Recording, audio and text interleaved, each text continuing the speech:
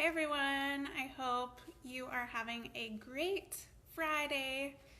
So I wanted to come on and do another one of our little Bible study videos. This is only my second one. So if you missed the first one, you can go back on this page and should be able to find it pretty quick. But if you didn't see it, we are going through this book called Unseen. And I've only read a couple chapters, so I'm kind of breaking down the chapters and telling you guys what really stood out and spoke to me, and hopefully it speaks to you and encourages you as well.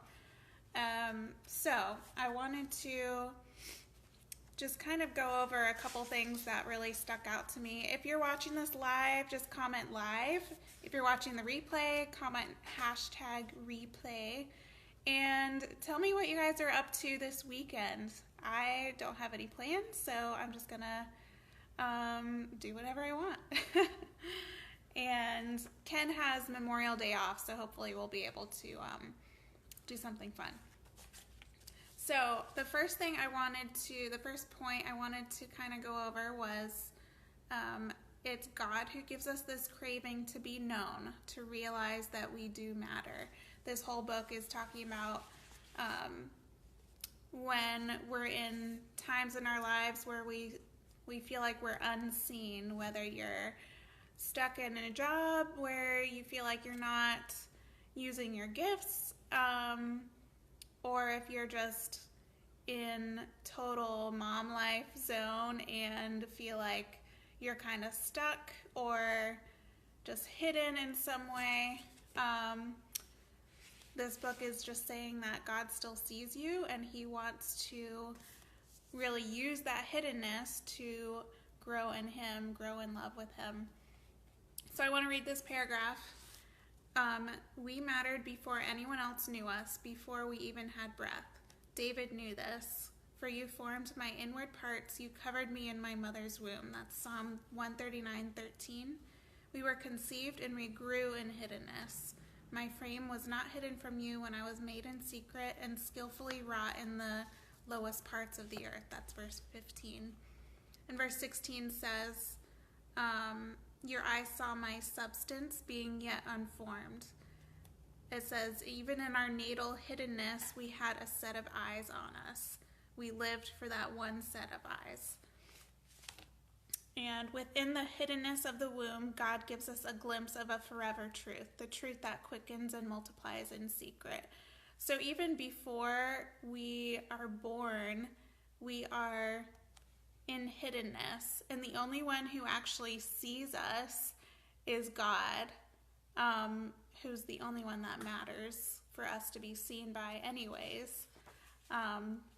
So that really stuck out to me, and I wrote this down as God was just kind of getting this into my heart, is that God gives us desires so that he can fulfill them. So all the deepest desires of our hearts, they were put there so that we would seek God and find the fulfillment of those desires in him. When we look to anything else, we're not going to find that satisfaction that those desires really need. So the next point I wanted to make was about kind of about adoption and just knowing the Father's love for us. The writer of this book, Sarah Haggerty, she's adopted several kids from orphanages, so she was talking about her kids and how they relate to their dad now, and she wrote this paragraph here. The 4 hurting hearts in our house truly aren't much different from our own hearts, just less able to mask the pain. They desperately crave a carefree welcome into their daddy's lap, and yet are terrified of such boundless love. They often find it easier to dutifully serve and be vigilantly careful, never to make a mistake or always prove their value and their worthiness for love. Their brokenness has taught them to scramble for security in how they perform rather than to find it with a sigh of relief in the stability of their daddy's arms. As adults, we often accept the language of being a daughter or a son of God, and yet still struggle, nearly daily and sometimes hourly, with the internal strife of not knowing how to rest in the safety of our God's arms. We live with him under his watch and in his family, and yet still behave like orphans, distant, fragmented, and serving tirelessly to earn our keep.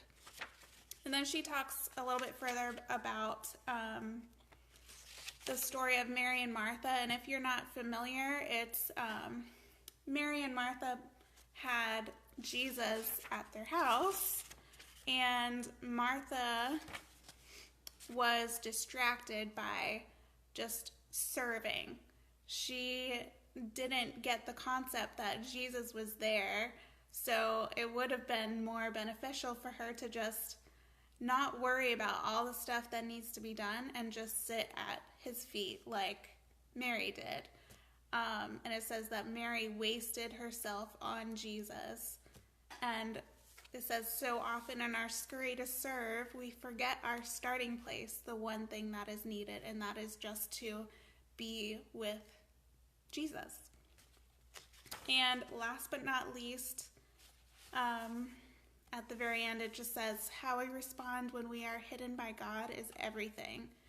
When we know we are seen by the one who created praise itself, and that he is the one who gives us a word of affirmation.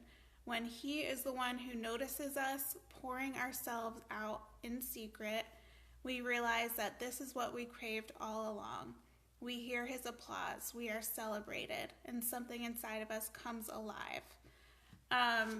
So I just wanted to share that with you guys. If you feel like you are unnoticed, you're hidden, maybe you're serving people so well, but you're not getting that